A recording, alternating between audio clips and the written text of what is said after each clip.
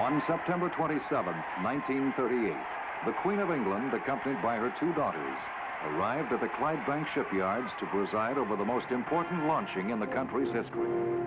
The Queen Elizabeth, the world's largest and most luxurious ship, was to represent the ultimate in ocean travel. However, war broke out in Europe, and the Elizabeth was secretly brought to the United States and completed in New York. For the next 5 years, she served as the fastest and largest transport in the Allied command, carrying more than 800,000 troops to and from the Pacific theater. Today, the Queen Elizabeth is making a routine voyage in the capacity for which she was originally intended, as a weekly ocean service between England and the United States.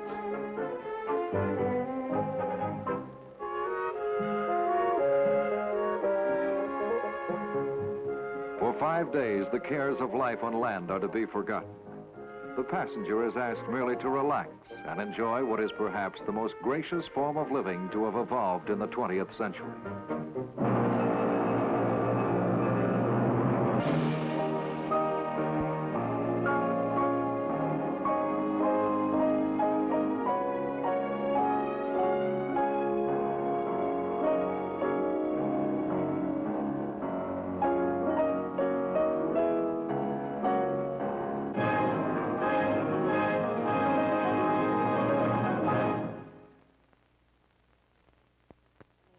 Have, of course, champagne or hors d'oeuvres, depending on what you would like to have. Well, what time of day do we leave? I'm John Willis. The advent of the jet age, little more than a decade ago, was cause for great concern among transatlantic passenger ship companies. How could they possibly compete with the speed and economy of these aircraft? At first, business diminished considerably, but then as jet flight began to lose its novelty, the allure of luxurious living at sea recaptured the imagination of many travelers. And today, ocean liners are once again flourishing. It is generally acknowledged, however, that no new vessel ever will be built to challenge the majestic concept of the Cunard Line's Queen Elizabeth, and that this ship, the world's largest liner, will remain one of man's foremost achievements in ocean transportation.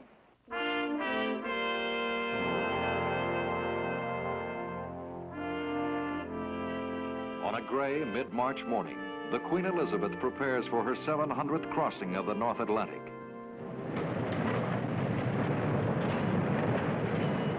During the past 48 hours here in South Hampton, England, over 200 tons of foodstuffs have been placed on board, including 5,000 pounds of ham and bacon, 50,000 pounds of prime Scotch beef, 10,000 pounds of domestic and imported fresh fish, and 200 cases of French champagne.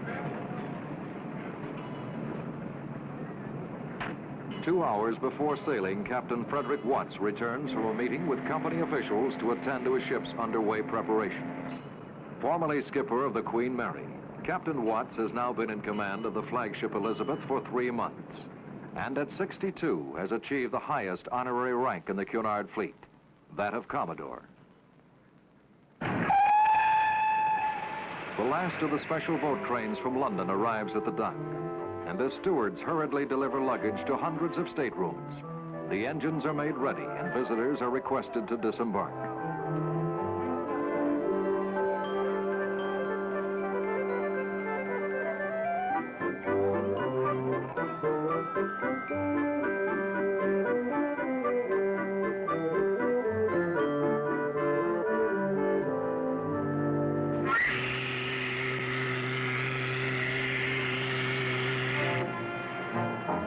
Captain Watts's command, the Queen Elizabeth is disengaged from the pier.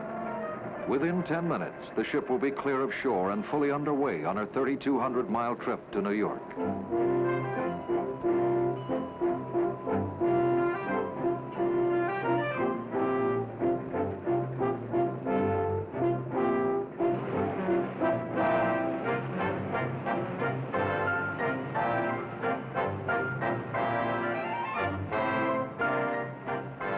The country of destination's flag is hoisted to the mast, signaling the formal beginning of this winter voyage.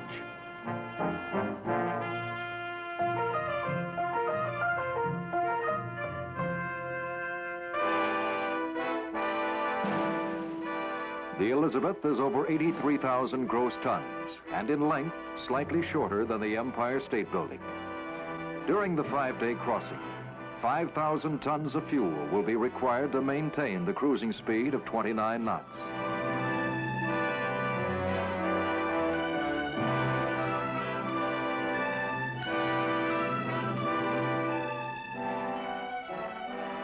Then follow the route indicated by the red and green arrows to your emergency station, where you will be kept fully informed over the loudspeakers through which I am speaking to you now.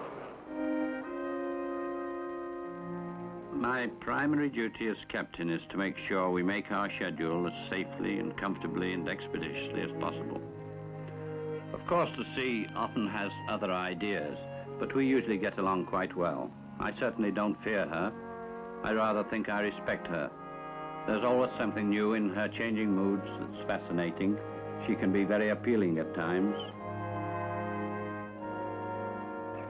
Well, we're rather late starting up this morning, gentlemen, so we'll have to try and make good speed.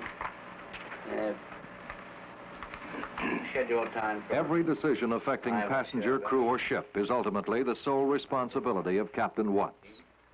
Once each crossing on the second morning at sea, he holds a meeting with the staff officers to discuss current ship's business and policy. Matters ranging from major engineering problems to minor social events. 5 days, I mean, like to smoke, anyone? No, sir. No? No smokers. No, sir. Will you have boilers this time, Chief, to clean in New York? Yes, we're on a regular routine now, 2 boilers to To avoid, I see, yes. when you get into New York. Everything else going satisfactorily? Oh, yes, sir. That's good. Well, if the weather keeps like this, we should be on schedule, I think. Well, I was just working this out. I mean, we should have to do close on 30 knots to get it.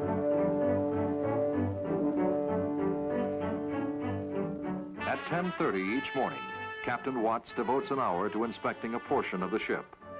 Today, with Chief Steward James Smith, he checks on some of the Elizabeth's public spaces and staterooms.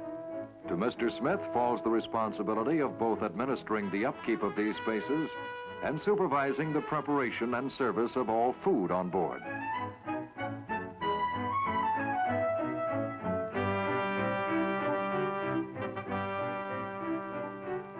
The ship's company numbers 1,200 men and women, 800 of whom are assigned to the steward's department.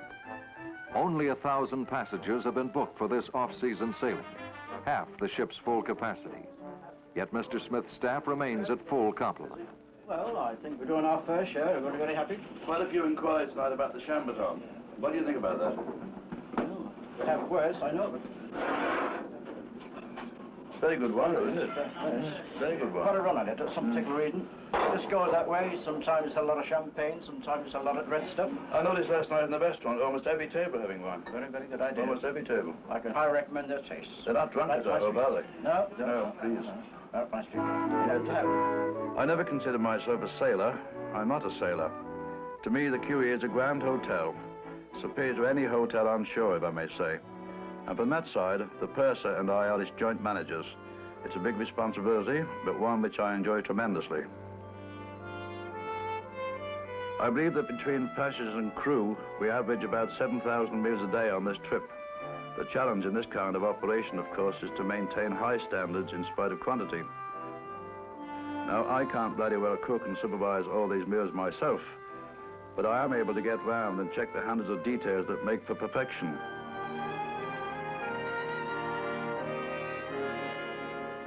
The continental speciality is the aguilettes of duck served with kumquats.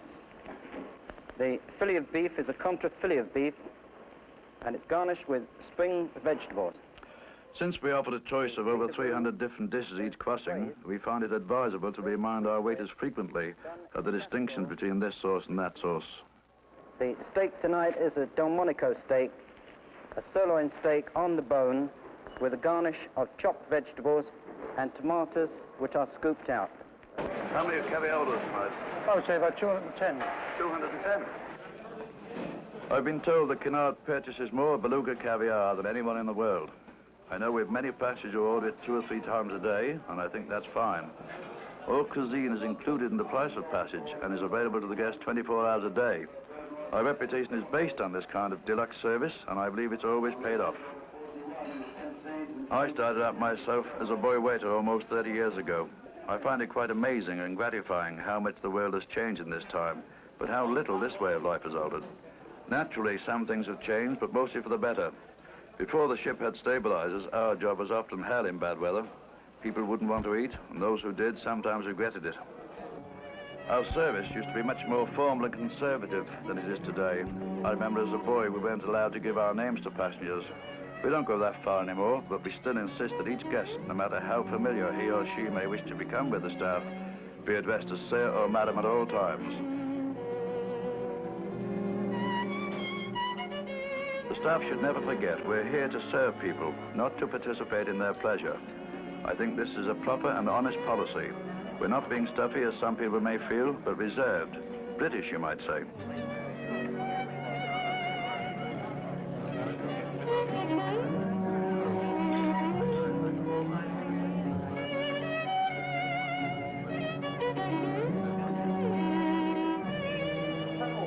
Number 4, owned by Mr. Isaac. 555 are going to the lead. Double 6 there. That number 6 is back in the lead again on the inside. Number 3 moving just 1. 1 leading 4 and 5 leading 5. Riding number 1. After dinner, horse races are held in the main lounge until 11 o'clock. Exactly 4 to cross the line. Dancing follows and continues until the early hours of the morning.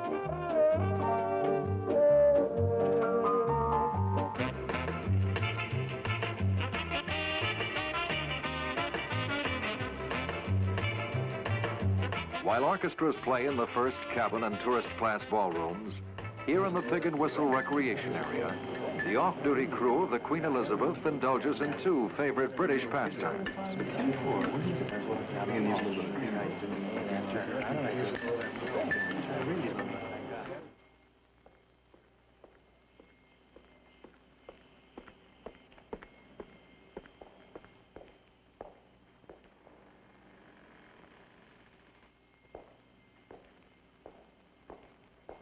At midnight, a master-at-arms begins a safety and security check of the ship. During the next 8 hours, he and 14 others must thoroughly cover every foot of the Elizabeth's 5-city block expanse.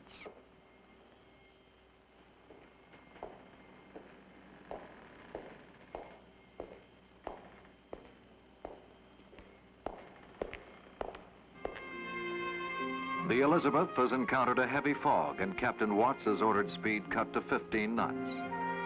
At some point, the lost time must be recovered.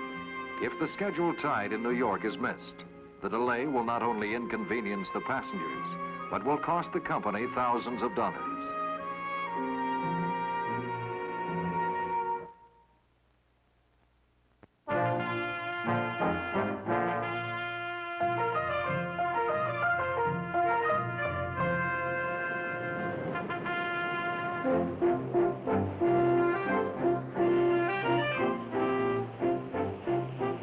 Is lifted as unexpectedly as it had appeared, and the Queen Elizabeth has resumed her 29-knot speed.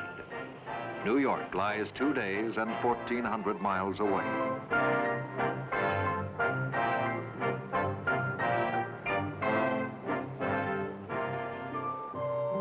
An unusual and happy event brings Captain Watts from the bridge to offer his best wishes. During the night, Mrs. Brita Fagerberg, a month ahead of schedule, gave birth to a 5-pound boy.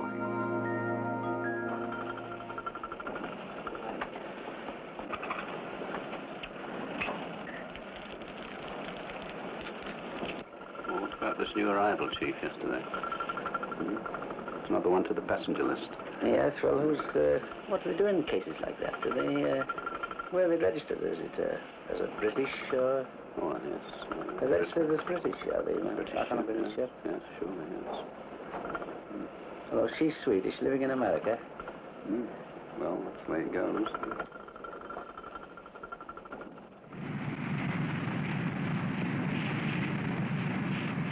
The night's delay caused by the fog has necessitated a brief run at 30 knots. Chief Engineer Thomas Kirk goes below to check on the operation. As a lad, I'd wanted to be an architect, but in the 20s, you couldn't often get what you wanted. So after a 6-month job as a tea taster, I took my father's advice and joined the Cunard to learn engineering. I've never regretted going to sea. I've thoroughly enjoyed every minute, and I must say it gave me great happiness when I was appointed chief engineer of this ship. I never thought I'd reach this point, and when I did, I felt very proud. It's a beautiful ship, and the men who built it were very far-sighted indeed. It's remarkable to think this huge complex of turbines and boilers can be maintained by only 17 engineers and 20 ratings a watch. But it's kind of an ironic thing. Throughout my career, I'd always go around any ship I was assigned to and make my own drawings and diagrams of its entire system. I always wanted to learn everything there was to know about the ship, so I'd be ready to take responsibilities of the next step. Well, there is no next step now. This is the peak of marine engineering, and the new challenge is to keep the QE in perfect condition. What gives me the most satisfaction now is knowing that my work still means something to the company, and perhaps to the great ship herself.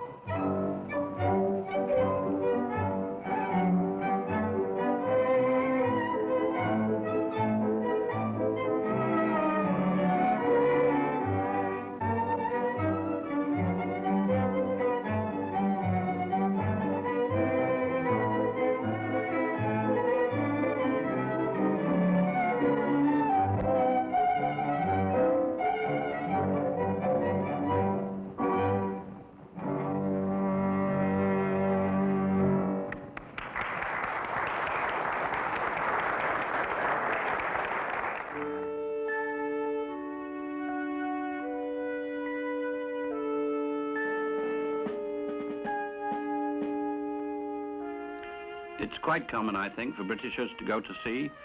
Curiosity to see the world, I suppose. Uniform and all that sort of thing. Well, after 40 years of it, I still think it's a good life. The war years went very quickly, I thought. One got used to the bombing and torpedoes. Became just an everyday affair, really.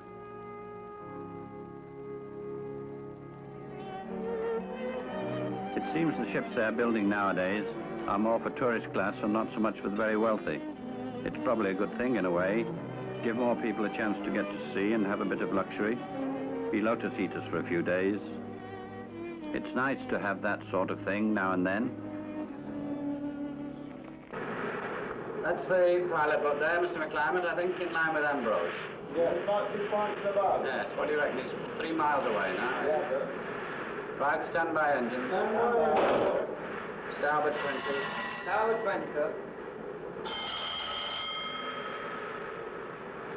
Steady as you go. Steady as you go, sir. Now the port doors ready.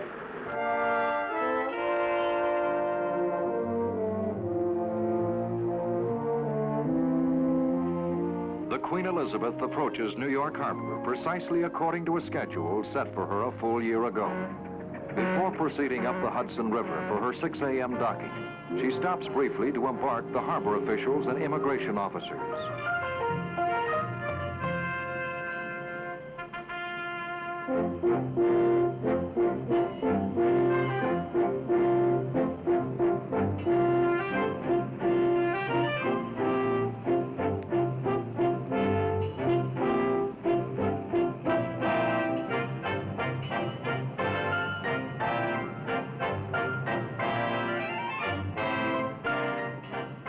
I've been running to New York now since I was 18.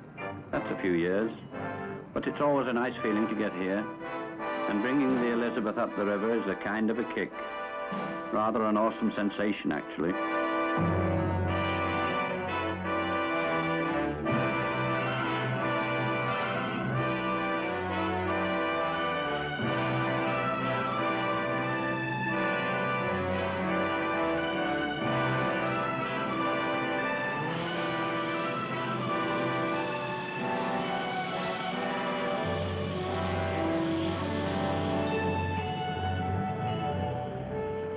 When you've had a period of fog and that sort of thing, it's nice to get up to the pier and see the ship tied up. You've brought your passengers home safely, done your job satisfactorily, and now you can relax. Maybe get into bed for 2 or 3 hours.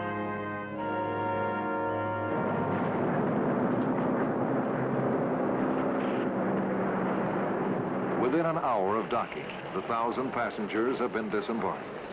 While they await examination of their luggage by customs officials, a seemingly endless procedure, they know they have come to the journey's end.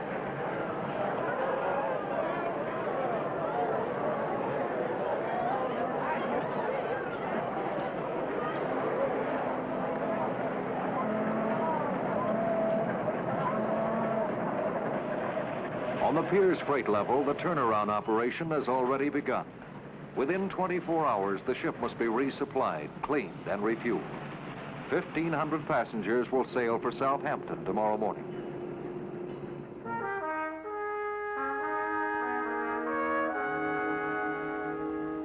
Looking back to those days when I was a young fellow reporting to the captain, I suppose I wondered if I should ever reach that position.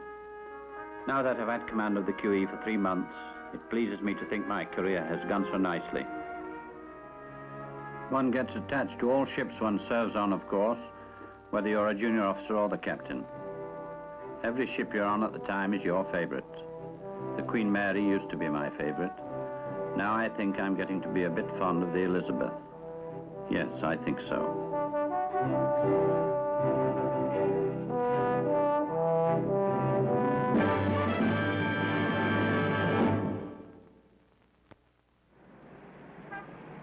Captain Watts has less than 24 hours to spend in New York before leaving for Southampton, England. Although this time comes as a welcome relief to the great responsibility of caring for 3,000 lives and the well-being of the Queen Elizabeth herself, his world, his home is at sea. And for a man who has dedicated 40 years of his life to ships and seas, it is no small honor to have command of the largest and most majestic ocean liner in the world. For Captain Watts and the 1,200 men and women who serve this ship, the Queen Elizabeth is indeed something special.